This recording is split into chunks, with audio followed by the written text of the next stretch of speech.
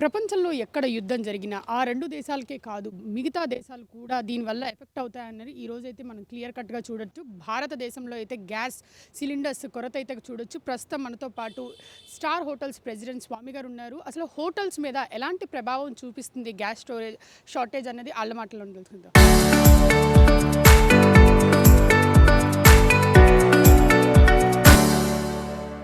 So 5 star hotels అన్నీ చాలా సిటీస్‌లో ఇప్పటికే క్లోజ్ చేస్తున్నారు. ఆంధ్రప్రదేశ్ విజయవాడలో అలాంటి పరిస్థితి వచ్చే అవకాశం ఉందంటారా?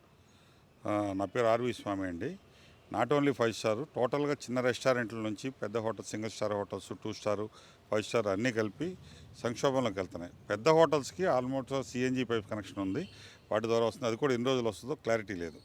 ప్రస్తుతం రాష్ట్ర ప్రభుత్వంలో మనం ఒక హోటల్కి 10 సిలిండర్స్, కమర్షియల్ సిలిండర్స్ అవసరమైతే government of Andhra Pradesh civil supplies department 5 వరకు సప్లై చేస్తుంది. ఇది రాను పాండమిక్ పొజిషన్లోకి వెళ్తుంది. Government of India GO issue చేసింది రీసెంట్గా. మినిస్ట్రీ ఆఫ్ పెట్రోలియము ఈ నెల 5వ తారీఖున కమర్షియల్గా వాటిని కొద్దిగా తగ్గించండి, డొమెస్టిక్కి క్లారిటీ ఇవ్వండి, ఎస్మా ప్రయోగిస్తామని చెప్పి నిన్న కూడా రాత్రి కూడా గవర్నమెంట్ ఆఫ్ ఇండియా అనౌన్స్ చేసింది. కాబట్టి దానివల్ల ఈ డిస్ట్రిబ్యూటర్స్ కానీ గవర్నమెంట్లో కానీ కమర్షియల్గా సంబంధించిన హోటల్స్కి సంబంధించిన ఆల్మోస్ట్ ఆల్ ఆపేశారు. విజయవాడలో ఇవాళ 3-4 హోటల్స్ క్లోజ్ అయినాయి. ఈ పూట ఇప్పుడే బావాచి వాళ్ళు బోర్డు పెట్టారు క్లోజ్ అని. మిగతా రాష్ట్రాల మీద కంపేర్ చేస్తే కొద్ది గొప్ప మనకి క్లారిటీగా వస్తుంది, మెటీరియల్ వస్తుంది. అదేంటంటే రీజన్, మిగతా రాష్ట్రాల్లో టోటల్గా సప్లై ఆపేశారు. కమర్షియల్ సిలిండర్స్ టోటల్గా ఆల్మోస్ట్ ఆల్ 30% 20% ఇస్తున్నారు. దానివల్ల హోటల్స్ రన్ అవ్వడం కష్టం అవుతుందండి. ఫర్ ఎగ్జాంపుల్ కర్ణాటకలో బెంగళూరు సిటీ కానీ కొన్ని చోట్ల కాఫీ, టీ వరకు అమ్మబడినని చెప్పి నేను బోర్డులు పెట్టారు. అదే పొజిషన్ ఇప్పుడు తమిళనాడులో కూడా వచ్చింది. రేపటి నుంచి వాళ్ళ నుంచో 2 నుంచో పక్కన ఉన్న పొరుగు రాష్ట్రం తెలంగాణలో కూడా వస్తుంది. మనకి ఇంకా సిచ్యువేషన్ రాలేదు. వితిన్ 1 వీక్ ఇదే యుద్ధం కనుక కంటిన్యూ అయితే ఇంకొక 4-5 రోజుల్లో ఆ సిచ్యువేషన్ రావడానికి ఆస్కారం ఉంది. విజయవాడలో ఉన్నంత వరకు చిన్న చిన్న రెస్టారెంట్స్ వాళ్ళు బ్లాక్లో కొనుక్కోలేని పరిస్థితి వచ్చింది. ప్రజెంట్గా యాజ్ ఆఫ్ నవ్వు సుమారుగా 2,000 రూపాయలు చిల్లర దీని రేట్ ఉంది. ఇప్పుడు 2,800 3,000 రూపాయలు సిలిండర్స్ అమ్ముతున్నారు. విజయవాడలోనే కొన్నారు. మొన్నటిదాకా విజయనగరం, కాకినాడ అనుకున్నా కానీ నిన్న విజయవాడలోనే కొనడం జరిగింది. ఎందుకంటే ఈ వారంలో అయిపోతుంది అనే ఉద్దేశంతో ఇమీడియట్గా దాన్ని హోల్డ్లోకి వెళ్ళిపోతుందని భయపడి ముందు బ్లాక్లో కొనుక్కోవడం జరుగుతుంది.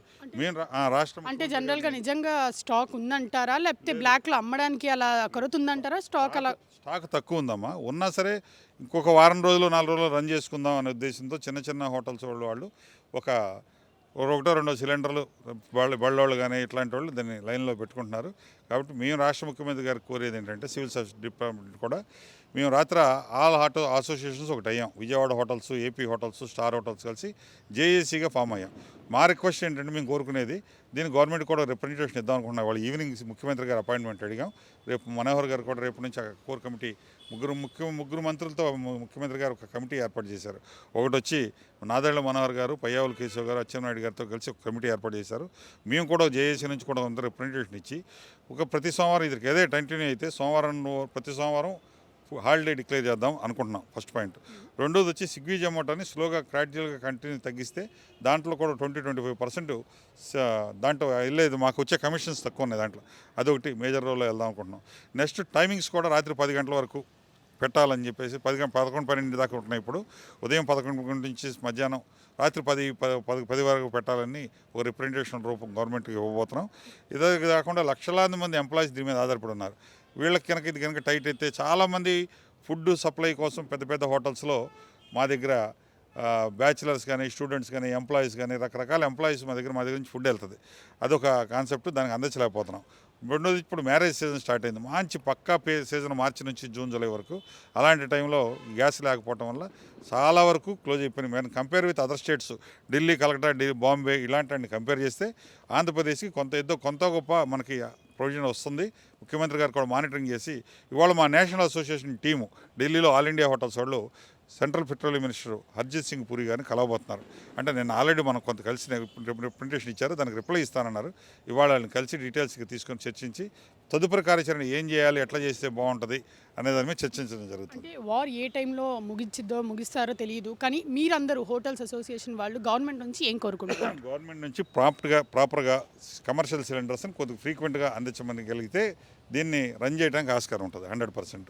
అంటే స్కూల్ పిల్లలు కూడా లైక్ హాస్టల్ పిల్లలు కూడా అందరూ హోటల్స్కి వచ్చి తినే ఇది ఉంది. అంటే చాలా చోట్ల కూడా సాంబార్ క్లోజ్ చేస్తున్నాం, సాంబార్ ఇవ్వట్లా, పరోటా ఇవ్వట్లా, ఇలాంటివన్నీ ఓన్లీ లిమిటెడ్ స్టాకే ఇస్తున్నాం అన్నట్టు పెడుతున్నారు. దీనికి ఏం చెప్తారు? ఇప్పుడు నిన్న రాత్రి మీటింగ్లో ఎమర్జెన్సీ జేఏసీ మీటింగ్ జరిగింది. ఇక్కడ జరిగిన దాంట్లో సిచ్యువేషన్స్లో ఫుడ్ను ఒకటి రెస్ట్రిక్ట్ చేద్దామని డిసైడ్ చేసాం.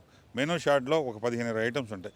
ఎమర్జెన్సీ సర్వీసులో 4-5 పెట్టేస్తే ఎంతో ముందే ఆపకుండా టైమింగ్స్ కూడా రెస్ట్రిక్ట్ చేసుకొని చేయాలనే ఆలోచన జరుగుతుంది. దాన్ని త్రూ అంటే మెనూ కాన్సెప్ట్ డిసైడ్ చేసింది మేము మా హోటల్లో. గవర్నమెంట్కి ఇచ్చే రిప్రజెంటేషన్ ప్రాపర్గా ఎక్కడ బ్లాక్ మనీలో అమ్మకుండా సప్లై సిలిండర్స్ ఇవ్వగలగాలి అని చెప్పి మేము కోరుకుంటున్నాం.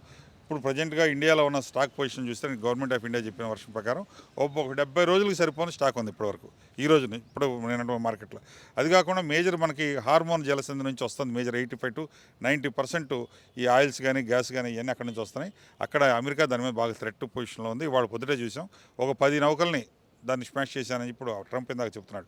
కాబట్టి దానికి ప్యారల్గా గవర్నమెంట్ ఆఫ్ ఇండియా కూడా తదుపరి చర్య రష్యా నుంచి ఇంపోర్ట్ చేసుకునే ఆలోచన జరుగుతుంది. దానికి కూడా స్పీడప్ చేసి కేంద్ర మా ప్రధానమంత్రి గారు వీళ్ళందరూ దాన్ని మానిటరింగ్ చేసి చేస్తున్నారమ్మా. Thank you. ఇది ఇక్కడ పరిస్థితి. ఇలానే కంటిన్యూ అయితే కొన్ని రోజుల తర్వాత హోటల్స్ కూడా మూసేసే పరిస్థితి విజయవాడలో రాబోతుంది. కెమెరామెన్ ప్రసాద్తో Atha Mohammad, RTV Vijayawada. Local to global news at your finger tips. మీ చేతిలో ఒక ఆయుధం. Download Raw TV app. Media legend Ravi Prakash is back.